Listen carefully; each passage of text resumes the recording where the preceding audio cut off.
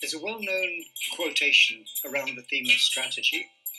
If you don't know where you're going, you'll probably end up somewhere else. And nowhere is that more true than in the world of innovation. Basically, if we don't have a clear set of strategic guidelines to shape where we go and how change, innovation, will help us get there, we could be in trouble. So that's the basis of this lecture today. It's very much around the theme of innovation strategy. Now here's the model we've been using for the course, which is essentially a way of looking at the way innovation happens. And you can see where strategy sits right at the top of this. Do we have a clear innovation strategy? Because the answer is, if we haven't got that strategy, and if there's no support or commitment for it, then all the rest, all the searching, the selecting, the implementing, all those other important things don't actually mean very much. Essentially, an innovation strategy gives us the framework within which we can answer the question, where and how is innovation going to take us forward? So what is innovation strategy? Well, it's a number of things really. First of all, importantly, it's about getting competitive advantage and retaining it through innovation. Now, if we're a startup, that's a fairly straightforward proposition. We've got to get the thing off the ground. If not, we've failed. But strategy is different when we're talking about companies and organizations which have been around a long time. Here, the challenge isn't just getting the advantage, it's hanging on to it, using what we've learned in the past to help shape better what we do in the future. And that's as true for the public and the not-for-profit sector as it is for the business world.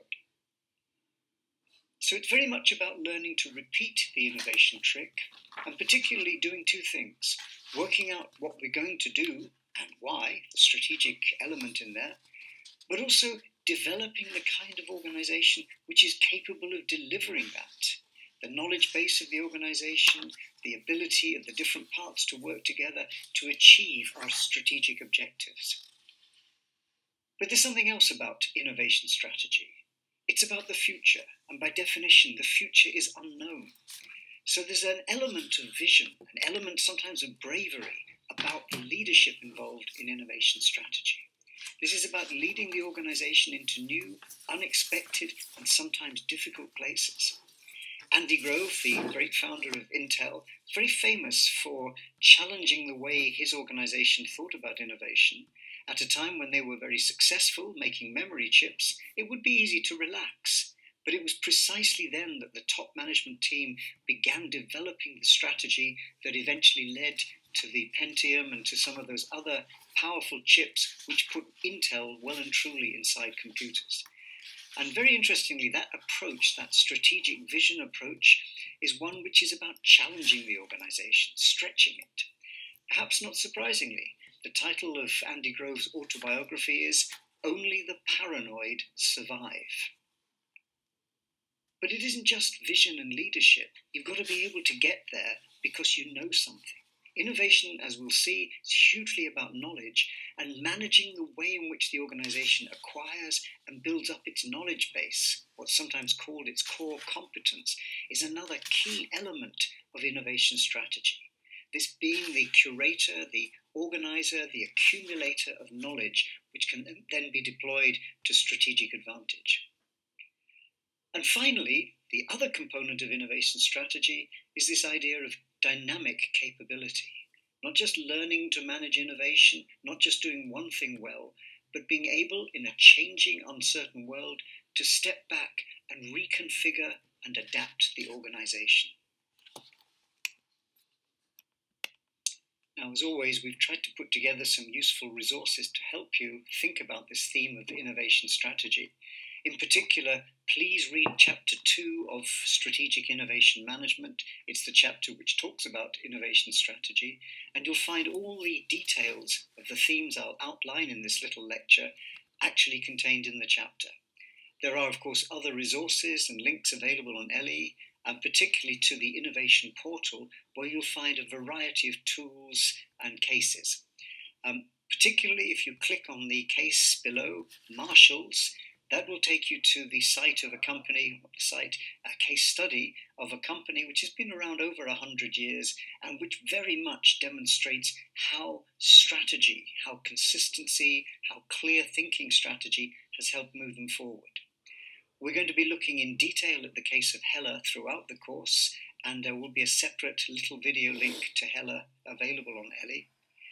And finally, one of the tools we're using is around exploring innovation space, and this link to the Finnegan's Fish Bar is a rather humorous way of looking at innovation strategy as it applies in a small cafe business, specifically in a small British fish and chip shop.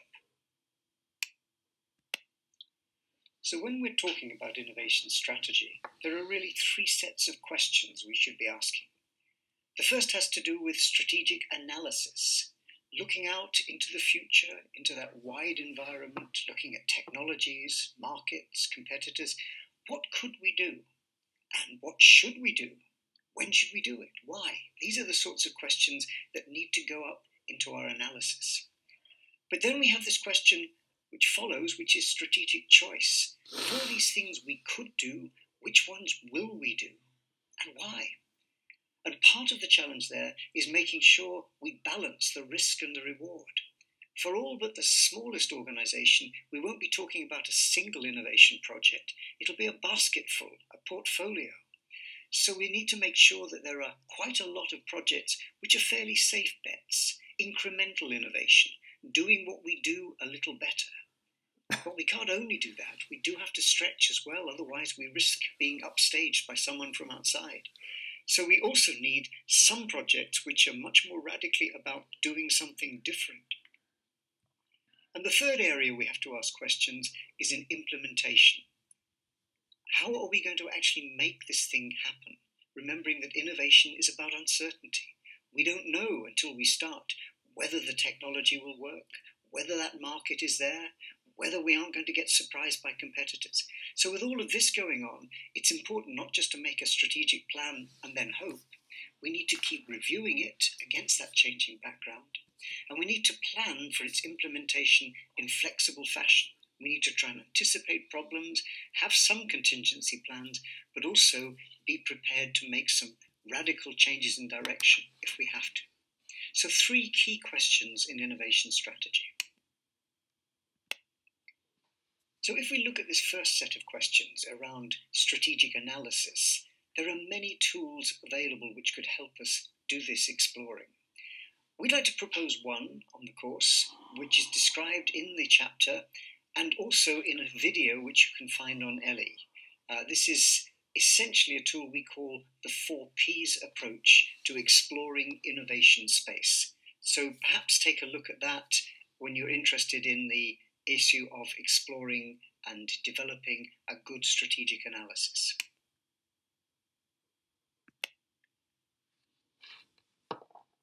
Now, the 4 Ps is, of course, only one of the ways we can explore and analyse the strategic possibilities for innovation. There are many others, and what we've tried to do in this section is to give you a list of some of the tools and a link to their description on Ellie and also on the Innovation Portal. So if you're interested in exploring any of these tools, click on the relevant link. But to give you a flavour, there are tools around targeting our search, the 4 Ps, something called the Blue Ocean Strategy. There are tools around using futures approaches, exploring what might be coming, mapping that, having some degree of foresight, and then road mapping our way towards it. What do we need to start doing today to get there tomorrow? There are tools which use our understanding of the dynamics of innovation, the fact that there are certain patterns to the innovation life cycle. We can use that to help guide some of our thinking about the kind of innovation we do and when we do it. There are some powerful tools about our positioning. In particular, Michael Porter, the famous economist, developed a very influential approach to understanding competitive strategy based on his analysis of 5 forces. There are very common tools around SWOT analysis, strengths and weaknesses, opportunities and threats, particularly exploring the environment in terms of pest, its political dimensions, its economic, its social, and its technological. Those sorts of mapping tools can help us build a picture of the kind of context within which we're working. Benchmarking is essentially a set of approaches based on comparing ourselves and learning from others' experience. It's great for catching up with best practice. Its only limitation is that once you reach the frontier of best practice, who do you compare yourself with? But as a tool to help shape strategy, there's a number of ways we can use it. Not every organization can be a leader. Very often, being the first in the marketplace, whilst it brings a lot of benefits, is also tricky. You need a lot of resources to get there, and it's a high risk. So a lot of organizations prefer to be a fast follower. But whichever posture you adopt, it's important to build this into our strategic approach, and there are a number of tools and frameworks to help with that. As I mentioned earlier, one of the key things about innovation strategy is that it's about building and using the knowledge base of the organization. And this is sometimes called its competency. Its core competencies are the ones that give it particular strategic advantage. So there's a number of approaches and tools available to help map what those competencies are and how we might build from them. If you think about an organization like Hella, it isn't just someone who said, I think we'll make light bulbs today.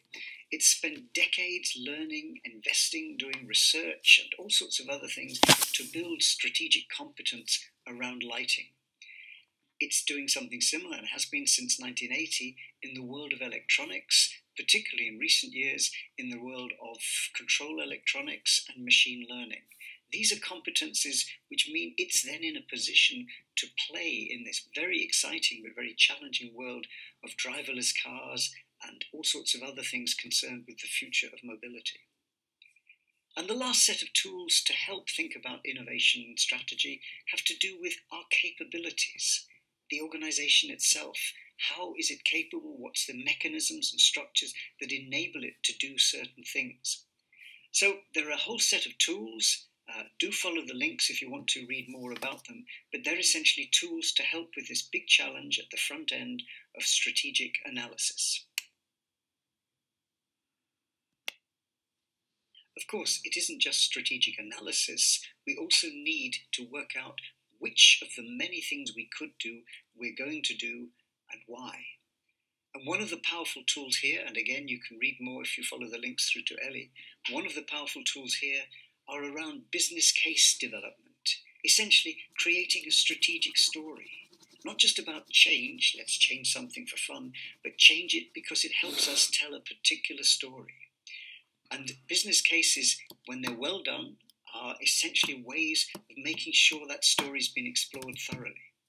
For a small startup, if you want to get the money to fund your business, you've got to convince investors that there's a story. Not just a bright idea, but a story about how the market grows and how your idea will create value and competitive edge in that marketplace. One of the widely used tools these days, and one which is very robust, can be applied in a number of ways, is something called the business model canvas, which essentially helps structure that story by asking systematically about the value proposition, about the markets, about the various resources that are going to be needed to create that business. But many organizations, most organizations, are not one project innovators. There's all sorts of innovations going on. There's a portfolio in the basket. And some of those innovations maybe do what we do better, and some of them might be more radical, do something different. So there are tools and methods around thinking about building the portfolio and making sure it's balanced. Things, for example, like bubble charts and matrices. Again, you can check on the links to find out more. And the third area in which we need to ask questions is around strategic implementation. Strategy isn't just thinking about what we're going to do, choosing it, and then hoping. It's about managing that into the long term. So we have to think ahead. Innovation is, after all, very much about uncertainty. We don't know whether the technology will work, whether the market's there, what the government will do. The world is uncertain. As John Lennon said, famously, life is what happens when you're busy making plans. And in a sense, that's very true of the innovation story. So we need to do a degree of planning for uncertainty, trying to think through contingency plans. It means we're in the world of project management, of course, but project management with a view to an uncertain future, what I've called here Project Management 2.0. So it's about thinking around the unexpected. There are tools like FMEA, failure modes and effect analysis, which help us do that in structured fashion. But it's essentially trying to think ahead. How are we going to handle things that might develop in this project? But increasingly, organizations are realizing even the best plan in the world won't necessarily cover everything. So an alternative is to build a degree of agility into the way we implement projects. So in a sense, the strategy becomes one of probe and learn, and learning by fast failure. Nothing wrong with failure if we learn the lessons from it and then twist or pivot the project to take account of those and do something slightly different. It's an approach which began life with startups, but is increasingly being used in mainstream innovation. And one other area of relevance is what's called policy deployment, breaking the big strategic target down into smaller things so that more people in the organization can target and focus their efforts around creating and delivering on the strategy. As before, if you follow the links through to LE, you can read more about all of these tools.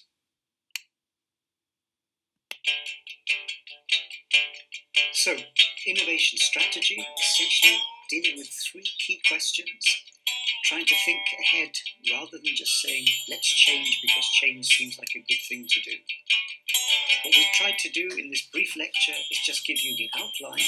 What we really want to do is for you to read and to explore some of the cases, some of the tools, some of the techniques. But perhaps to summarize the three key sets of questions around innovation strategy. First of all, analysis. What could we do?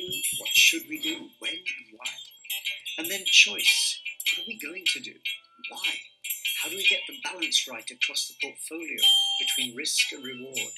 How do we make sure we're doing a lot of do better, but we're not missing out on the do different innovation? And are we thinking about implementation? How are we going to make this happen in an uncertain world? And what are the provisions we're making for strategic review against that changing backdrop?